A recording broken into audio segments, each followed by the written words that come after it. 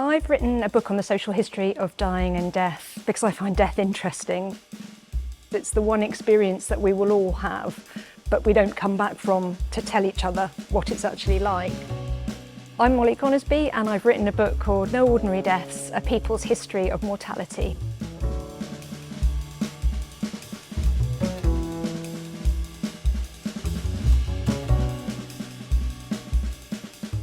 I was always really interested in social history, and by social history I mean the history of everyday life. That sort of got me thinking about dying and death, because actually in the past people lived in much more contained conditions than we do now. Often you'd have several people living and sharing one room or rooms together. So it was, how did they manage the practicalities of things like end of life care? This is a time before hospitals, hospices. How did they manage the emotional side of that? And then reflecting forward, I've been training to be a bereavement counsellor. I've worked a lot with loss and grief in the counselling room, and I was really interested to think about what we could learn from the past, which would help maybe people struggling with grief in our contemporary world.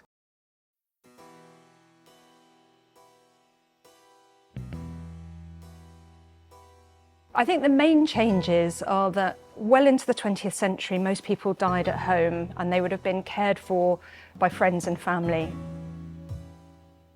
After 1948, when the NHS was founded, gradually people started to die in hospitals and care homes and hospices. It's now very much institutionalised, medicalised. We have amazing drugs now, so we have anti-anxiety and pain medications and things. So it's become a much more sort of clinical process for a lot of people. Whereas in the past, access to medicine was kind of quite limited, and people were much more intimately concerned with caring for the dying and dead. So family members, friends would wash the body, would wrap the body and prepare it for burial. There might in some cultures and communities be a period where the body was laid out in the parlour and friends and neighbours would come and pay their last respects. So it was a much more intimate and integrated into the kind of domestic setup and the home space.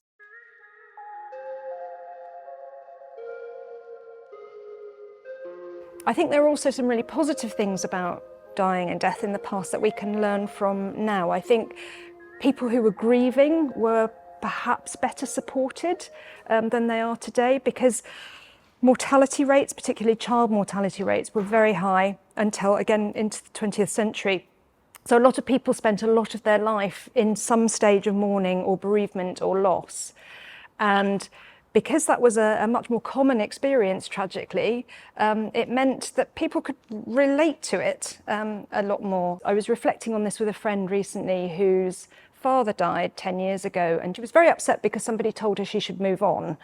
And I was thinking of that language that's sometimes used around grief, you know, move on. We kind of pathologise it now, whereas I think that wouldn't have happened in the past. I think there was a way in which a space was held for those who were grieving, and that might be also expressed in exterior ways, the way they were dressed, for example, and that would really help, I think, shape how you related to them, how you supported them. And I think in the past, a kind of contract with the dead was very much encouraged. So if you think about medieval pre-Reformation Catholicism, it was a duty of the living to constantly talk about the dead and constantly be referencing them, praying for them. It wasn't pathologised as not moving on. It was seen as a kind of critical circular relationship between life and death. And again, I think there's some things that we can draw on from that to help people who are bereaved now.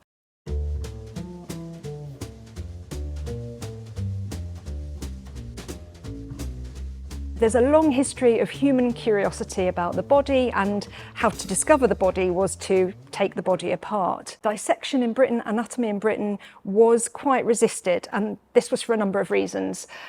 For a lot of Christians, to be buried intact was really incredibly important, and this was because of the idea that after death, resurrection, your body needed to be complete in order for you to make the progress up to heaven. However, during the Renaissance, anatomy did flourish. It flourished particularly in Italy. Dissection in Britain still kind of lagged behind continental Europe quite a lot. Henry VIII allowed the Barber Surgeons' Hall here in London 4 bodies a year to dissect, but that wasn't really enough because people were sort of growing in interest around medicine and medical research. Government tried to rectify this in about 1752 by passing the Murder Act. And the Murder Act was a hugely controversial piece of legislation, and it allowed surgeons to have access to bodies of people who were executed for murder.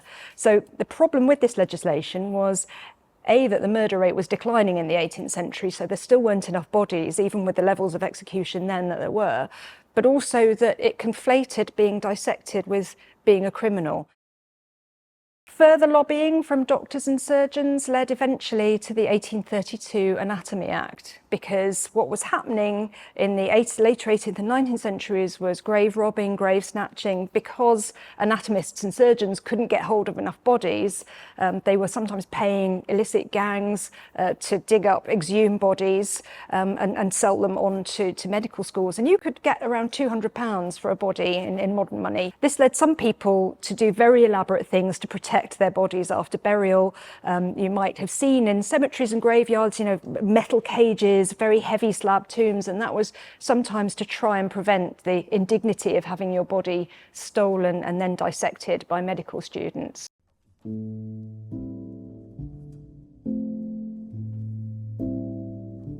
I think the main advice is self-care.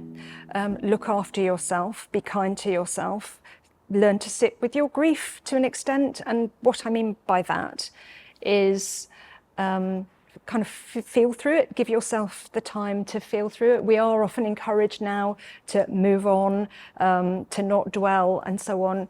And there's a kind of famous counsellor, psychologist in the 60s, Elizabeth Kubler-Ross, who wrote a book about the grief cycle, and you might have heard of it, sort of anger denial and eventually coming through to acceptance. And whilst I think that was a really great vehicle for getting people to talk about and think about grief and loss, it's also sort of makes people assume perhaps too much that the process of grief is linear, and it's not. I think the thing that I would say, and certainly say to clients in the counselling room, is that your grief is yours, and you will respond how you will respond, and it can be a very strange emotion. You might feel you're coping really well, and then 5 years after the death of someone you love, you're suddenly overwhelmed and flooded with grief. So it's sort of take it at your own pace. That's really what I mean by sitting with grief.